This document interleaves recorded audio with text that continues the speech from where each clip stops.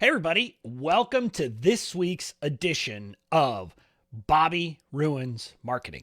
Now, sorry I wasn't around last week, and I think the week before last week I wasn't feeling well, and so we just decided that we needed to make sure that I was feeling better, and so we kind of took the week off and I rested and kind of recuperated last week. Now, this week, in this week's edition of Bobby Ruins Marketing, what we're going to be talking about is launches. And I'm going to ruin the whole launch mystique and launch mythology for you. And this is a big one. And it's going to make me kind of unpopular with some people because I'm going to be calling out a lot of the stuff that we see in the space. But I'm going to kind of explain to you and try to make the case for why it is that launches are probably not the best way for you to market and sell your products. And then I'm going to explain when it does make sense. And I'm going to give you a bit of info so that you have an idea and have a sense of when it is that it would make sense for you to use a launch model versus some other model. And to be clear, this is not me talking about launch versus evergreen or something like that. I'm just talking about launches generally. And I'm going to be explaining what works and what doesn't work. Now, if this is your first time joining me for a Bobby Ruins Marketing, I want to give you a little bit of idea of what it is. The concept behind these videos is that I want to kind of demystify a lot of the stuff that we see in the online marketing space that we see happening, that people are doing, that doesn't necessarily make sense. And, sometimes it's conventional wisdom and sometimes it's just things that people are just doing without even thinking about it. And so I take kind of try to be a little bit funny, a little bit cheeky about it. But the idea is to help you see behind the curtain, see behind the things that are happening, and then make an educated decision for yourself. And so I kind of want to teach you as I may be entertaining a bit. So with that, let's dive in to me ruining launches for you. First of all, I got to tell you that we need to think more broadly about launches. And I always start this way when I'm chatting with people. I ask them this question. I say, can you name any other space outside of the online marketing world where we're selling info products, but a space outside of that relies on the launch model? And people say, oh, well, what about Apple and iPhones? No, they don't rely upon the launch model. They do a launch when they first, come out with a product. But what I'm talking about is, can you name any space outside of the digital marketing space where we say to people, you can only buy my product for this 2-week period or 1-week period or 4-day period or however the heck long your open cart period is. And if you don't come to me then, you can't buy my product. If you can name one of those products, another space that does that, I want to hear about it because my team and I haven't. Now, I do have a couple of exceptions, and I'm going to get to that at the end because there actually is an analog in some sense around one of the places where it might make sense to do this. But outside of like Christmas tree lots, I can't think of a place that has this very limited window where people do that. And so I always ask myself, when I see things happening in the digital space that are different from the way that business has worked for decades, centuries, maybe even millennia, I ask myself, now, is this something that makes sense? Or is this something where we probably should say, maybe we ought to be like those other guys who aren't using the internet to sell stuff? And this is a case where I believe we're going to fall into that other camp of we should listen to these folks. So that's how I want to kind of start with things and get you thinking about. And the first thing that I want to talk about and why I'm going to ruin launches for you is I'm going to talk about you. I'm going to talk about why launches are going to suck for you as the marketer. And I'm being intentional here because I honestly believe we're all a little bit selfish. And so I figure that talking about you and making a case why maybe not launching would be better for you will help you to get on board with me here. So that's where we're going to start. And before I get into any of the kind of details, I'm actually going to start with this whole notion that I think launches have been lionized. And I think a lot of us in the online space hear 6-figure launches, 7-figure launches. We hear about these huge launches and we say, holy crap, I want that. Well, here's what I'm going to tell you. There's a bit of what's called survivor's bias. I don't know if you know the idea of survivor's bias, but it's the same idea where people like from my generation will say, Well, why do kids have to be in car seats now? We weren't in car seats and we survived just fine. Well, we did, but that's called survivor's bias. We don't hear about the people who didn't survive. Well, in that case, it's obviously much more serious than it is here. But the same kind of bias and flawed logic in thinking is happening when we're looking out at all of these people talking about their successful launches. We're seeing the people who succeeded. Guess what? People who do a launch and it sucks and it fails, they don't talk about it a lot. Now, in some spaces and mastermind groups and things like that, you'll hear people come in and talk about when things didn't work so well. But for the most part, people aren't out screaming from the top of the rooftop, "Hey, my launch, it sucked!" No, people don't do that for obvious reasons, right? Because why would you want to talk about the fact that you failed? And so the reality is, because of that, we're only hearing about the launches that went well. So that's first thing I want you to think about. If you start thinking about all these launches, I need you to understand, for every launch that works, there's probably 1, 2, 3, 5, 10 that didn't work. Now, I'm one of the few people who's willing to talk about my failed launches. I talk about how the first time I tried to launch a course, it cost me $25,000. And that wasn't about the launch. That was about a lot of different things. But most people won't share those kind of stories. And I'll be honest with you, even people like me who share them, we don't share them until we're past them. We don't talk about it openly. Now, I talk about how I try a lot of stuff and it doesn't work, but I'm not launching, so I'm not talking about failed launches. But that is the reality. And I will tell you, I talk to peers at all different levels of the online marketing space who have launches where they lose money. It happens every single month, probably every single week, and almost certainly every single day in the online marketing space. People are trying to launch and it's not working. Now, some of that could be about their marketing not being right, about their messaging not being right, but also, and here's where I'm going to start to go deeper. First of all, here's the first problem for you of launching.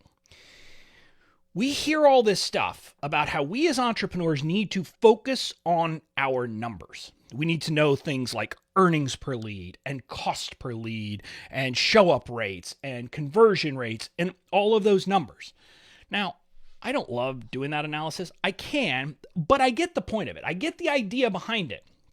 But here's where a lot of the gurus who are teaching this are kind of giving us this level of information, but not giving us everything we need to know. Because you need to understand a concept, some basic concepts from statistics to be able to do that. And here's what I mean by that. The results from one launch that you had in the past are in no way indicative of what's going to happen the next time. Yeah, I mean that, seriously. You can't look at one launch and say, well, here's what happened. Here's how many people signed up. Here's what I paid. Here's how many people showed up for my event. Okay, great. But you have a small sample size. You have to have a lot of different tests before you can start to say, okay, I'm seeing a trend here. I'm seeing this. And in launches, here's what I'm going to tell you. My belief, if you use the launch model, you're never going to get there because you need a bunch of different samples. And by samples, I'm not talking about individual people coming into a funnel. I'm talking about different times of the year. It could be because you got really good leads one time because it was the perfect time to be marketing something. Or it could be that you got really crappy stuff because you were launching in the middle of stupid COVID or because of something else. And you're never going to know that with a launch model because you're just never going to get enough data. I mean, for example, I know people who talk about how they've launched the same thing 11 different times. Okay, 11 times, great. From someone who's taken some basic statistics, I can tell you, you still don't have a big enough sample size to have any idea of whether you can actually extrapolate from one launch to the next. So you're not going to have enough data when you launch, but you're going to think you do. And here's where this gets you into big trouble. Because you're going to look at things like, okay, well, last time I launched, I made $50 for every lead that came into my funnel. So I can, theoretically, if you knew that and could say that that is going to hold, you could say, hey, I could spend $45 for each person and I'd still make money. Most of us won't go that crazy, but maybe you say, well, I could spend $20 or $25 to get someone to my webinar or get someone to my launch event. The problem is that you're making decisions based upon the assumption that that earnings per lead from the last time will hold this time. And I can tell you it doesn't. It doesn't happen. You can see this happen over and over and over again where people like thought they were going to get this and all of a sudden it doesn't. I can tell you I've seen this exact same thing happen in me. The first time that I did a true launch of the Online Genius template library, my all access pass to my legal templates, I did a launch style. I did a webinar, I did all this, but I had a wait list. And I don't remember the exact numbers, but my wait list had like an earnings per lead of something ridiculous, like $450 or something. I mean, it was ridiculous. We had almost 50% of the people on the wait list bought the product.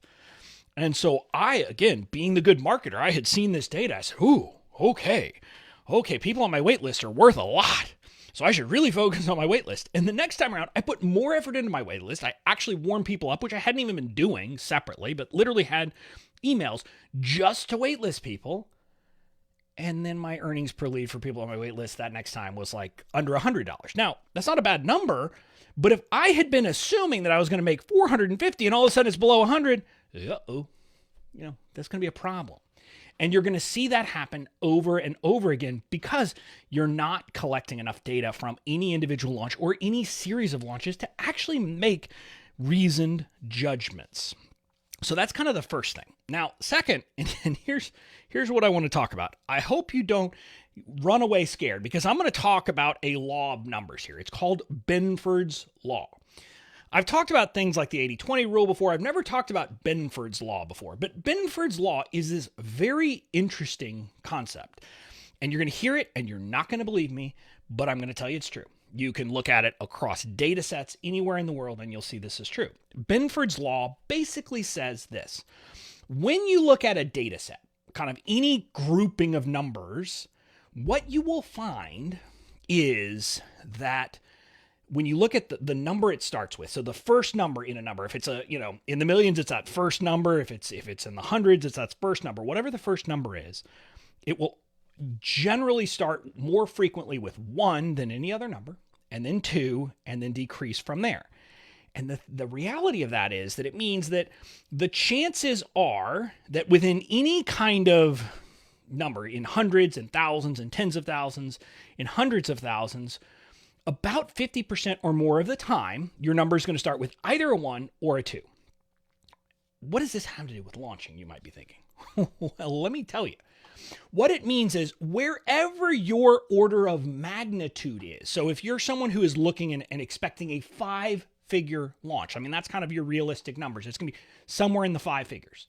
What that means is that you have a 50% chance that it's going to be somewhere between $10,000 and $29,000. And you have less than a 50% chance that it's going to be $30,000 all the way up to $999,000. Or not $999,000, sorry, $99,000. And you could do that with each level. And I tell you this so that you're understanding that when you hear about these like $80,000 launches, $90,000 launches, et cetera, they're not frequent. So you're going to tend to be on the lower end of whatever order of magnitude you are. If it's in the thousands, you're going to be in the 1 to 2,000. If it's in the 10,000, it's going to be in the 10 to 20,000, et cetera. So I tell you that just so you understand expectations. And that affects launches because you're only doing it periodically. Whereas if you're doing it every day, if you're selling stuff day in and day out and you're making $1,000 a day, $1,000 a day, $2,000 this day, hey, guess what? That starts to look like a really good year. So that's kind of that piece. But the other thing I want to talk about is the reality that launching puts a hell of a lot of stress on you. And if other things are happening in your life, in your business, in the world at the moment of your launch, it can screw everything up. You're basically putting all your eggs into one basket is the way to look at it. And we could talk about this in all kinds of ways. I've talked about how, when I did the beta launch of my Badass Email Marketing program, that was right in the middle of COVID first becoming a thing here in the USA. And so it affected our launch. There's no question about that. There are things that will happen in the world that could affect you, but it could also be things in your life. For example, I was sick last week. What if I was launching right now and I was literally sick? That could have been a big problem. Or those of you who follow me personally on social media, you may have seen that my dog passed away, or we had to let my dog go and say goodbye to my dog on Saturday. Again, I was in no shape to do any kind of work yesterday or the day before, or really kind of heavy lifting even today. I'm probably not going to be in a good place to do. Well, if I was launching, I wouldn't have a choice. That's the reality of launches. It puts a ton of pressure on you no matter what's going on in your life. And then the other thing you need to understand is that bad things can happen to you in the middle of a launch. What am I talking about? Well, maybe Facebook gets mad at you for your ads and shuts your ad account off. And if you're in the middle of a launch, holy crap, that's a problem, right? That is not good if you are in the middle of a launch and you need your ads. So that's, again, more of the problems here with doing it all there. So I hope that you're with me of saying, okay, well, maybe launching is not good for me. Now I'm going to go to what I would actually start with as the more important reason why launching is wrong, but I didn't, because I know that we're generally selfish people. And so I figured I needed to talk to you first. Launching is probably bad for your customers. And this is something that I want to be very clear about. Most of the people who follow me, I hope everybody who follows me would say they are a serve-first entrepreneur. But here's what I'm going to tell you. If you are actually a serve-first entrepreneur, and your first goal is to serve your audience, that's the most important thing to you, then chances are that launching is not the right way to go. It does not meet that criteria of being a serve-first entrepreneur. And let me explain what I mean by that. But I'm going to start with a story to help you understand this. So back in 2009, January 1st of 2009, I got up off my couch, or I came out from my bedroom, and I was going to go for a run. I was a couch potato at the time. Now, my mother-in-law laughed at me, thought it was funny that I was going to go for a run. She turned out to be right. I did maybe a tenth of a mile, and I was out of breath and couldn't do anything. So I vowed to actually get myself in shape. And so I went and joined a gym. And it's the only time I've joined a gym right at the beginning of the year. And I saw this funny thing happen. At the beginning of the year, there were tons of people in this gym. It was a local gym. It was crowded. It was packed. Getting the machine was tough. But by the end of January, it wasn't. There was no one there. I could go whatever time of day I wanted. I got whatever machine I wanted, etc. Now, what I know that health and fitness people will tell me, that's a reality of the health and fitness business. That's a reality of the gym, but it goes deeper than that. See, because gyms actually have an economic model that's based on this phenomenon. What I mean by this is gyms basically assume that a low percentage of their members will actually use the gym. So they have all of this dead weight, people who are paying dues to be a member of the gym and never using it. I mean, there was a friend's joke about how, Ross was going to quit the gym, and they want to talk you out of quitting the gym. So you actually need support from people to quit the gym. Well, that's because the business model of gyms is based on the assumption that only 10%, maybe 15% of people who are members will actually use the freaking gym. Everyone else is paying for those people to use the gym. Well, here's what I'm going to tell you. The launch model is the gym model of economics. What I mean by that is, if you are launching an online course, if you're launching any one of your products, what you're doing is you're creating FOMO so that people who either aren't ready yet or may not ever use the product feel like they've got to join now because of urgency and scarcity. This is why we hear the stats about people who, the number of people who join an online program who actually finish is like in the 10 to 15% range. And a lot of people in the online space know that. And they are using a launch model, knowing that's going to happen, knowing that's the consequence, and telling themselves that, it's the best way to serve because I need to get people off the fence. I think that for some people, if they were actually honest with themselves, they would have to say, they're doing it because they know it'll make people buy. And yes, for some people, that will be what makes them get off the couch. But I can tell you there are a lot of people who buy a product knowing they're not ready for it yet because of FOMO, and then ultimately decide that product actually doesn't even help them. Either it's because they pivot their business or they pivot something in their life so that what they're buying or what they bought 6 months ago, they don't even need anymore. And it happens over and over again in this space. And I've seen it, and it's the reality. And let me be clear, it's the gym model on steroids, because not only are you assuming that a lot of the people who are going to join won't actually use the product, you're setting it up. You are setting the rules by doing the launch model to force people into that decision, to make them to make the decision, even though they know they're not ready for it right now.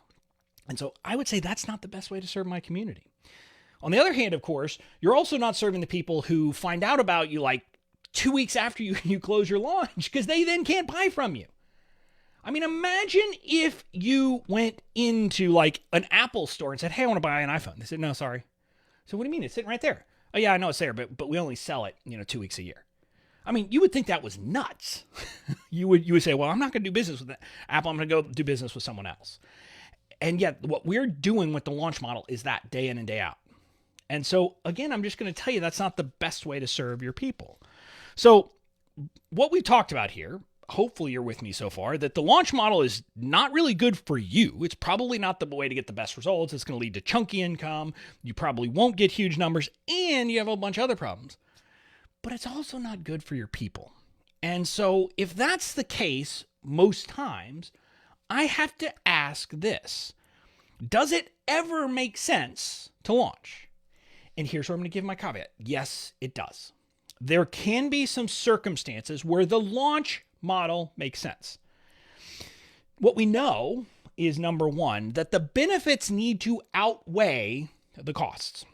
In other words, whatever the benefits of using the launch model is, needs to be so strong in that context that it outweighs the fact that you're going to, use FOMO to get people in who will never use it. You're going to end up shutting people out who needed it but can't buy it because they didn't find you during the launch period. The stress you're dealing with yourself and all of those other problems with the launch for you personally have to be outweighed by the benefits. So where will it make sense? Well, there's one thing that has to be present no matter what for this to ever make sense in my mind. Number one, it has to be a product where you are providing active support for people who purchase for a set period of time. And I'm talking really active. I'm not talking about a once a month Q&A session. I'm talking about things like my friend Amy Porterfield with DCA, who does 4 days a week. She's going to go in and answer questions for people during this 12-week period after people buy. Now, you and I both know there's no way that we could sustain that level of support for a community every single day of the year. We just can't do it. We would drive ourselves into the ground. We would burn out. We would have all kinds of problems. If you're going to offer that kind of focused support, you're going to have to use the launch model. It's just the reality, because if that's what your community needs, if you believe that's what's going to help them the most, and that's what you plan to do, you're going to do it. Now, my buddy James Wedmore, he refers to it as energon cubes. It's like energy and time and all these other things. We only have so much of it, right? And so we have to actually, focus it and use it right. So that's kind of the normal place we're going to think about where you would say, this makes sense. You have to be providing those active support. Now, beyond that, I would say there are kind of 2 other things, one of which needs to be true for this to be the case. Number one, if you are providing a product where there's not a big concern about people joining because of FOMO, they're not ready yet, but joining because of FOMO, but then 3 months from now, they're not going to need it because they decide not to do this, that, or the other. And this would be, for example, that logic would not apply to a very specific product about creating a particular kind of product, right? Because it could be that someone gets in and says, well, I'm not going to create that kind of product, whatever. But what I'm talking about is a more general product where you are going to provide something that, as long as they don't literally just decide, well, I quit altogether. And again, I can't help but talk in the context of online marketing. But I guess my point is, except for the situations where someone just says, I'm not starting a business no matter what, I'm leaving, I'm going to quit trying to be an online entrepreneur. If that's the only reason someone wouldn't ultimately use your product, it could make sense. And I'm going to use my coach, James Wedmore, his product, Business by Design, as an example. Business by Design isn't like a product or a course or a program that's only relevant for like, a certain thing. If you're going to have an online business, that product is useful. I use it even though I'm in this mastermind, I'm advanced, I keep going back to it. No matter what business model you use, there's stuff in there you're going to use as an online entrepreneur. So I guess my point is, it is evergreen. It will always be useful to people no matter what. So if people join before they're ready, it's not the worst thing in the world. So that's one case. If you're going to provide active support and your product will be relevant to them no matter what. You're not going to have a bunch of people who join now and then can't get value out of it because they pivot somewhat. So that's one case where the launch model can make sense. The other case, this is a good example of where we can look outside of the world. And I'm going to give you the one example of where you're only able to buy something limited periods of time. Education. And what I'm talking about is colleges, universities, for example. You're only able to enroll in a university on their timeline. And the reason for that is because you're going to come in, you're going to take courses with other people in a measured sequence where you're actually going through it together, and that active support is coming in.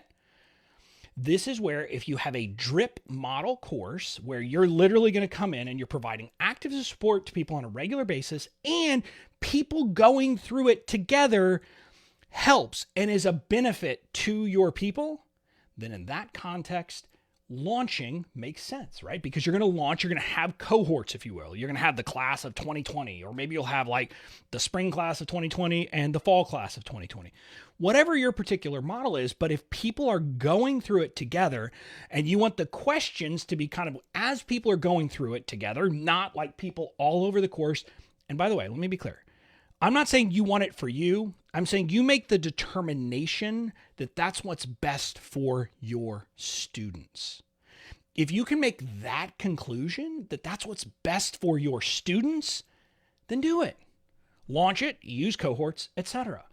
And in that context, you can say, yes, maybe there are going to be some people who join because of FOMO and don't get the most out of it. And yes, maybe there are going to be people who miss out because they're not there at the right time.